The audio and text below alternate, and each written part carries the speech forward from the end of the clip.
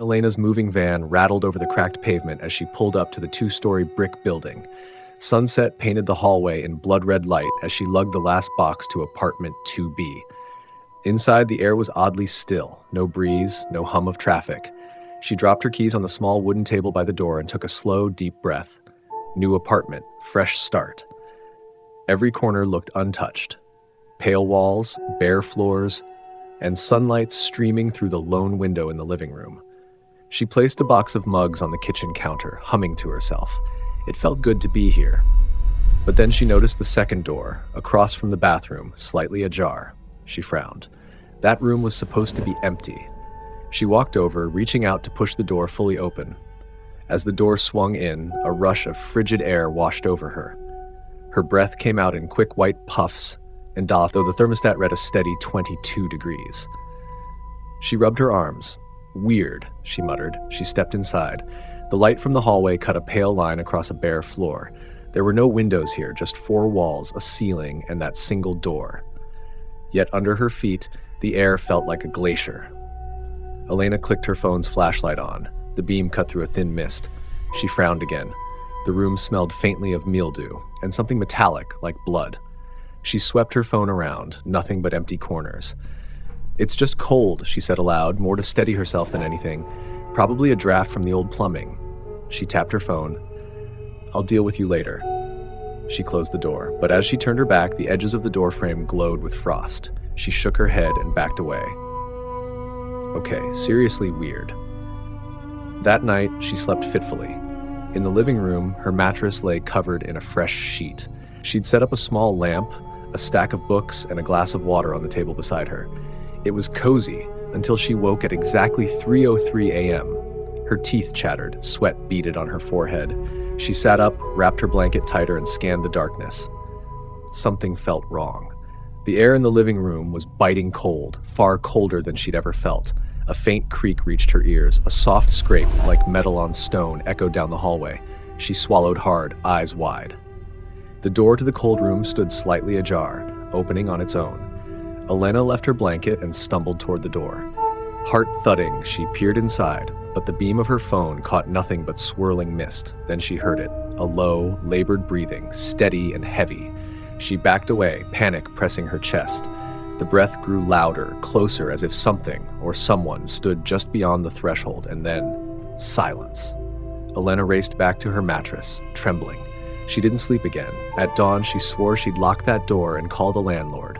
But when the sun rose, she froze. The door was wide open, and a single icy footprint marked the threshold. Elena stared at it, horrified, and knew that this was only the beginning. A week had passed, and Elena's routine settled into an uneasy rhythm. Each morning, she'd wake chilled to the bone, pile on wool blankets, and sip steaming coffee in the living room. By midday, she patched together excuses, drafty pipes, an ancient building settling to ignore the cold. But last night, the temperature dipped lower than she'd ever known. She sat at her laptop, typing up freelance articles under the soft glow of her desk lamp when the walls around her began to sigh. At first, it was so subtle she thought her imagination stirred by exhaustion. A slender, urgent murmur like breath brushing over glass. She paused, fingers hovering above the keys, and held her breath to listen. The sound came again, two hushed syllables as if someone called her name in the next room. Elena. It trailed off, leaving a hollow echo that crawled beneath her skin. Her pulse quickened. She clicked off her lamp and sat in darkness. The hush of the apartment pressed in, but from the cold room came that whisper again, louder, pleading. "Elena," she swallowed. "Stop it," she whispered back, voice trembling. "There's no one there." Silence. Then a soft thump, as though something heavy shifted against the far wall. Elena's breath caught. She grabbed her phone, flipped on the flashlight, and tiptoed down the hallway. The living room felt like a freezer. Frost glazed the floorboards. She pressed her palm to the door handle. The metal was so cold her skin stung. Gathering courage, she pushed the door open. Inside, the beam revealed a ghostly haze. Tiny ice crystals drifted in the air, swirling as if stirred by unseen hands. The walls, bare plaster, were etched with fine cracks, but something more. A series of shallow grooves like coarse fingernails scored the paint. Elena knelt to inspect. The marks formed jagged letters. She caught only the last. Help. Her heart hammered. She shone her light across the floor. No furniture, no footprints except her own, only the mist curled around her ankles. Suddenly a whisper flitted behind her ear, softer than silk. "Please." She whipped around. Empty room, no sign of movement, yet the air pulsed with intent. Elena stumbled backward, tripping over her own feet. She clutched the door frame, breath fogging in front of her face. "Who are you?" she demanded, voice cracking. More whispers, this time overlapping, hurried, frightened, urgent. They spoke in hushed fragments, cold, can't, breathe, locked. The voices swirled, indistinguishable. A single tear froze on Elena's cheek. She pressed her palm to the wall, feeling the gritty coolness through her fingers. "I hear you," she choked. I'm trying." The whispers paused, as if listening. Elena lowered herself to sit on the frosted floor. Her teeth chattered as she concentrated, steadying her voice. "What happened here?" She waited. The stale smell of iron and damp plaster filled her nostrils. A single word echoed around her, slow and hollow. "Frozen." Elena's heart clenched. "Frozen?" she repeated. What's frozen?" The room answered with a soft groan, like a tortured sigh. A faint breeze brushed past her ear, and she felt, rather than heard, the shape of sadness wash over her. Tears blurred her flashlight's beam. She rose to her knees. "I'm sorry," she whispered. "I don't know what to do." Silence. Then the door behind her clicked shut. Elena leapt to her feet, whirling toward the exit. The handle refused to budge, locked from the other side. Her breath froze in her lungs. Panic surged. She pounded on the door, voice rising. "Let me out! Let me out!" No reply, only the soft click of her heart pounding in her ears. The flashlight flickered. In its dim glow, Elena glimpsed movement, a pale shape drifting from corner to corner. She blinked. The shape coalesced into a tall, thin figure, face obscured, eyes hollows of darkness. It pointed a gaunt finger at the wall. Elena turned and saw fresh grooves, newly carved. "Save me!" Behind the letters, the plaster darkened with a wet stain, as if blood seeped through the cold stone. Elena's scream froze in her throat. The figure tilted its head, nearly imperceptible, then dissolved into mist that spiraled around her ankles. The flashlight died.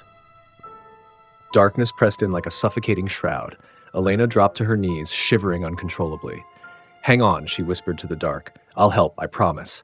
But the door remained locked, the air colder than ever, and the desperate whispers returned. "Frozen, trapped, help, please." Elena buried her face in her hands, trembling, as the room closed in around her. Elena awoke with a start, drenched in sweat despite the room's frigid chill.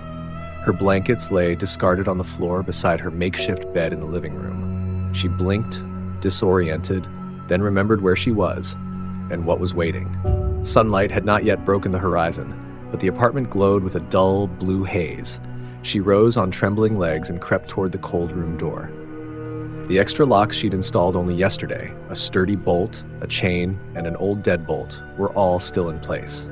Yet the door stood slightly ajar, as if inviting her in. Swallowing her fear, she flicked on her phone's flashlight and stepped inside. The temperature plunged so suddenly she gasped, mist curling from her lips. Behind her, the door clicked shut on its own. Heart pounding, Elena forced her breath steady. She focused on the sound she'd first heard last night. Slow, heavy inhalations. Breathing.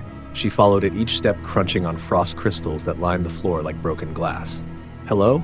she called, voice wavering. "Who's there?" The breathing stopped. Silence pressed in, thick as wet wool. Elena held her phone high, scanning the far corner. At first, she saw nothing but mist. Then, as her eyes adjusted, she glimpsed a dark shape. It hovered at the edge of the light's reach, no more than a shadow, but one that moved with deliberate slowness. Elena swallowed hard and advanced. The breathing began again, low, labored, just beyond the beam's glow. "Elena." The voice was raspy, nearly drowned in the cold. She froze. It sounded like her own voice, only older, wearier, drawn out in a mournful lament. "Who are you?" she whispered, a long exhale, almost mournful. Then the shadow drifted closer, revealing a form warped by cold, its skin a mottled gray, ice crystals clinging to its hair and clothes as if it had stood in a blizzard for days. Its eyes, black pits, locked onto hers. Elena's breath caught. The figure raised a hand, fingertip tracing the air's condensation. With each movement, the room seemed to shudder. She whispered, "I want to help. Tell me what you need." The ghost's lips parted. When it spoke, its breath froze instantly in midair, swirling into a tiny vortex. "Release me," it rasped. "Let me go." Elena shook her head. Elena, I can't just unlock you. Tell me how. The figure's head tilted, eyes narrowing. It pointed to the ceiling, where a single metal vent lay half covered in frost. Elena glanced upward, then back at the ghost. They're above, it said, voice a soft hiss. They feed on breath. A fresh wave of horror washed over Elena. She realized then why the cold room claimed her warmth each night, and why the former tenant had vanished. The apartment itself was a cage, a feeding ground for something that drank life's heat. She swallowed hard.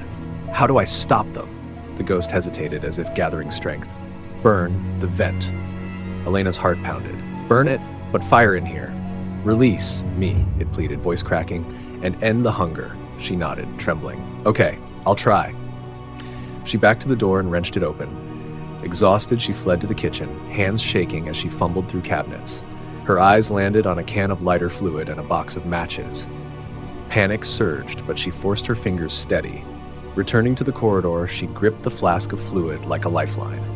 The hallway lights flickered as she knelt beneath the vent and sprayed its grill. Each hiss of the liquid felt like a countdown. Elena struck a match. It hissed, flared. Her heart hammered as she touched the flame to the vent. A burst of fire roared, licking the metal grate. She recoiled, coughing as acrid smoke billowed out. Inside the cold room, the ghost's form wavered in the flickering light. It let out a keening cry, a sound both joyous and mournful. Then, slowly, its shape dissolved into a swirl of mist that spiraled upward into the vent's blaze. Elena watched, tears sliding down her cheeks as the fire consumed the grill. The ice crystals around her began to drip, steam rising in gentle swirls. The oppressive chill lifted, replaced by a sudden warmth that seeped into her bones. When the last ember died, Elena stood alone in the silent room. The temperature felt normal, no biting cold, no frost. The door swung freely as though the locks had never existed. She exhaled, relief flooding her, and somewhere, beyond the vent, a distant gasp of air, free at last, echoed into silence. Dawn's pale light crept through the living room window, casting long shadows across Elena's unpacked boxes. For the first time since moving in, she felt a flicker of hope. The cold room lay silent, its vents sealed by charred metal. She'd broken whatever held its victim, and banished the hunger that lurked within the walls. She dressed quickly, choosing layers against any lingering chill, and moved toward the door. Behind it, she imagined nothing but empty space. As she reached for the handle, heart fluttering, she froze. The door bore a new lock, a heavy padlock and chain, looped through the knob by her own hand the night before. But now the chain lay slack, undone. The padlock rested on the floor, its clasp snapped open. Elena's pulse throbbed. She knelt to inspect the lock. No rust, no wear. She'd bought it yesterday, the key still nestled in her bag. Somehow it had been forced open from the inside. She pocketed the padlock and stepped back. Her breath hitched. The door stood ajar, revealing perfect darkness beyond. She flicked on her flashlight and entered. The air was cool but comfortable, a normal coolness, not the permafrost she'd known. The floorboards were dry and clear of ice. Elena swept her beam across the empty room. No mist, no footprints, no strange markings. Relief trickled through her chest, until she noticed the wall opposite the door. Where grooves once spelled pleas for help, fresh scratches marched across the plaster. She moved closer, breath catching as she read the words carved in shaky script. "You can't leave." Her stomach clenched. She backed into the hallway, flashlight trembling in her hand. The front door of the apartment, the one she'd used to come and go all week, creaked closed on its own. She dashed across the living room, but it wouldn't budge. The deadbolt she'd slid shut last night now sat locked from the outside. Panic bloomed in her throat. She pounded on the door, voice echoing, "Let me out, please." Silence answered, punctuated only by the faint rattle of the chain in the cold room door. Elena spun toward it. The light inside flickered as if a candle burned somewhere out of sight. She swallowed hard, knuckles whitening around her flashlight. "What's happening?" she whispered. Behind her, the front door clicked again as though teasing her. She dared not look back. Instead, she returned to the cold room, heart hammering. The floor was littered with tiny frost crystals, like someone had spilled a pouch of icy shards. In the center lay a single matchstick, its head blackened, as if someone had tested a flame here too. Elena knelt and picked it up. Heat still lingered on its char, faint and inexplicable. She pressed the match to her forehead, tasting fear and determination. If the fire had worked once, perhaps it had angered whatever dwelled here, and now it sought to trap her. She stood and, without thinking, slid the padlock back onto the door's handle. The click as it locked sounded final, defiant. She jammed the key in and turned, her hand shaking as metal kissed metal. The padlock held, heart thudding. Elena shut the door firmly behind her.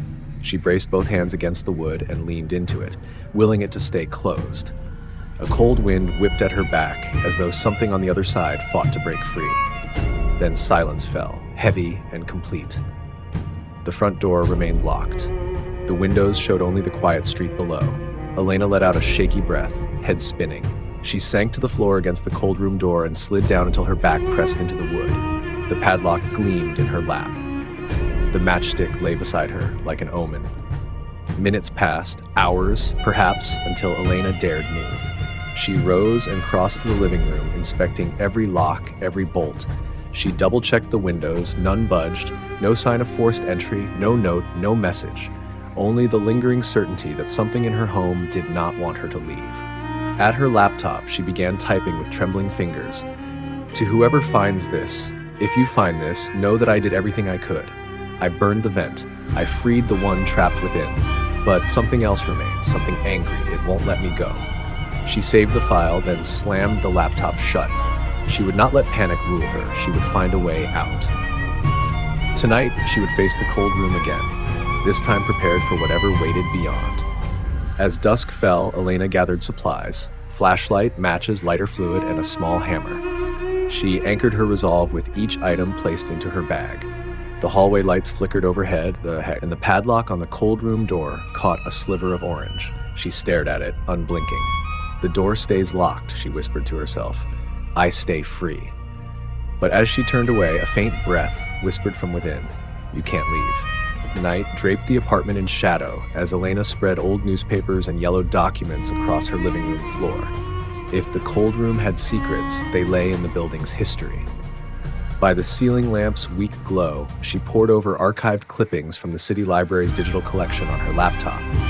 Her eyes widened at a photograph dated October 12, 1987, a pale-faced young woman standing in front of 2B, clutching a single suitcase and staring at the camera with hollow eyes. The caption read, "Marisol Hayes moves into apartment 2B. Neighbors report strange noises by midnight." Elena shivered. Below it, a follow-up article from November 2nd noted Marisol's disappearance. No trace, no clues. The cold room where Marisol once slept had been sealed after police found the doorway frost-choked, the interior coated in thick ice. A third clipping showed a neighbor's statement. "I heard her whispering in the walls, begging. Then the door slammed open and I saw her silhouette vanish into the night air." Elena's hand trembled as she scrolled further. Another line, a maintenance report from June 1992, mentioned ventilation blockage in Aptot 2B, possible animal entombment, but no follow-up engineers were sent. The owner had halted repairs, citing budget constraints. She closed her eyes. Marisol's breath had echoed in the cold room. The grooves, the pleas for help, they were Marisol's last desperate attempt to reach out. Elena felt both grief and guilt. Had she come too late? A sudden crash in the hallway snapped her back. She leapt to her feet, heart racing, and grabbed her flashlight. The front door stood closed, but the crack beneath flickered orange, like embers. Elena crept toward it. Her flashlight beam danced across the metal frame, lingering on a small pile of ash at the threshold, as though someone had burned paper there. In the center lay a tattered page from a newspaper. The clipping she'd just read, scorched around the edges. Her breath caught. She picked it up with trembling fingers. On the back, written in shaky ink, was a message. "Don't forget me." Tears stung her eyes. The past and present had collided. Marisol was real, and her spirit lived in the frost. Elena folded the page carefully, tucking it into her pocket. A soft knocking sounded at the cold room door. Not the solid rap of her hammer, but light, hesitant taps, 1, 2, 3, as if someone counted seconds. Elena swallowed. She pulled the hammer from her bag and approached. The padlock still held firm. She gripped the handle, heart pounding, and whispered, "Marisol, I remember you. I won't forget." The tapping stopped. The door pulsed once like a heartbeat, and then silence. Elena pressed her ear to the door. Nothing but her own ragged breathing. She straightened and backed away. Whatever haunted this apartment had found her acknowledgement. She returned to the floor, gathered the photos and clippings, and placed them on her table in a neat stack. Tomorrow, she'd donate everything to the city archive. For safety, for closure. But tonight, she felt a fragile bond to Marisol's ghost, a promise unspoken between them. As she turned off the lamp and curled under thick blankets in the living room, Elena whispered into the darkness, "I remember you, Marisol. You're not alone." Somewhere behind locked doors and iced-over walls, a single whisper floated back, soft, almost grateful. "Thank you." Elena drifted into uneasy sleep, knowing the worst was yet to come. Elena woke before dawn, her dreams haunted by a swirling mist and Marisol's terrified face. She dressed in layers, thermal shirt, heavy coat, knit hat, and packed her bag with essentials. Flashlight, extra batteries, hammer, lighter fluid, matches, and one final item she'd found in a drawer in the cold room, a small brass incense burner, tarnished but intact. She paused in the living room, staring at the closed door to 2B. The padlock gleamed in the hallway light. With a steadying breath, she approached and unlocked it, dropping the clasp lightly to the floor. The door swung open on silent hinges. A frigid gust welcomed her, carrying the faint scent of incense and old blood. She clicked on her flashlight and stepped inside. The mist lay low on the floor, curling around her boots like restless snakes. She set the incense burner on the bare floor, its lid open, containing a small pile of ash and a strip of paper etched with Marisol's name. Elena knelt, lit the incense, and let the fragrant smoke rise. "Marisol," she whispered, voice firm, "I've come to free you, for real this time." The air trembled and condensed into a misty figure by the vent. The ghost's eyes, once hollow pits, glowed faintly as it hovered. Elena held the burner steady, smoke spiraling upward. Behind the ghost, the vent lay frozen solid again, the frost creeping across its edges. Elena's breath caught, the ashes in the burner rattled as if stirred by an unseen breath. Marisol's voice echoed, "They weren't gone." Elena's heart pounded. The fire worked once. What do they want? They feed on hope. A chill washed over Elena. She realized this hostile force predated Marisol's entrapment and that her plea for help had given it fresh life. She glanced at her bag and grabbed the hammer. In one motion, she swung it at the vent's grill. Metal groaned. Frost shards fell like rain. She struck again and again until a jagged hole appeared, exposing dark tunnels beyond. The ghost cried out, a sound of both pain and relief. Elena shone her flashlight into the void. The beam revealed slick walls of ice and something deeper, black shapes that recoiled from the light. Marisol drifted forward, touching the broken grill. "Thank you," she whispered, voice hollow. Then her form flickered as if caught between gratitude and warning. Elena knelt beside the burner. The incense had burned down to glowing coals. She sprinkled the rest of the lighter fluid into the stove, then struck a match.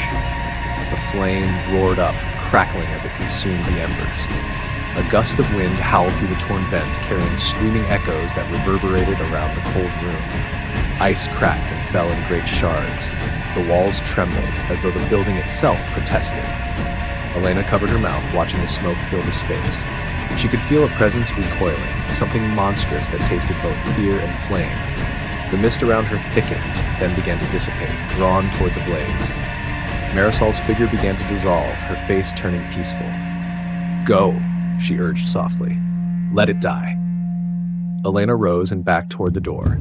The ice cracks deepened into booming groans. A final deafening crack shook the room. She sprinted out, slamming the door behind her. The chill lifted instantly, daylight filtered through the living room window, and normal air greeted her lungs. Elena dropped to her knees, gasping for warmth. Behind her, inside 2B, the vent collapsed inward with a final rumble. Silence followed, the oppressive hunger extinguished at last. Night had fallen again, but Elena no longer feared the darkness. The cold room's hunger was dead, its icy hold shattered. Yet an uneasy stillness lingered in the apartment, as though it waited for one last heartbeat. She stood in the hallway, flashlight off, and listened. Only her own breath, steady, warm, answered. She pressed her hand to the door of 2B. The wood felt normal to the touch, without the chill that had haunted her for weeks. Elena took a step back and held out her phone, voice steady. "Marisol, I hope you found peace." She placed the burned incense burner on the floor, a silent offering. Inside 2B, the room lay empty. The mist was gone, the frost melted, the vent reduced to jagged metal fragments. Elena's flashlight beam swept across the floor, clean, bare, unmarked. A soft exhale of wind drifted through the shattered vent. Elena froze, heart fluttering. Then, in the sudden hush, she heard it, a single whisper, gentle as a sigh. Free. Tears welled as relief and sorrow washed through her. Goodbye, Marisol, she whispered. Elena stepped into the room, letting the floorboards creak beneath her boots. She lifted the incense burner and carried it to the center, where she'd once watched Marisol's ghost form. She knelt and gathered the ash in her hands, then sprinkled it into the breeze drifting from the vent. The particles floated upward, drifting through the vent and into the building's pipes, until they vanished from sight. Elena stood and took one last look around. As she turned to leave, a soft breeze brushed past her. A gentle caress, like a final farewell. The door swung closed on its own and latched softly behind her. Back in the living room, Elena paused at the front door. The locks, deadbolt, chain, and padlock hung on the wall as silent witnesses. She slid each lock off its hook and placed them in a cardboard box. With a final nod, she carried the box outside into the hallway.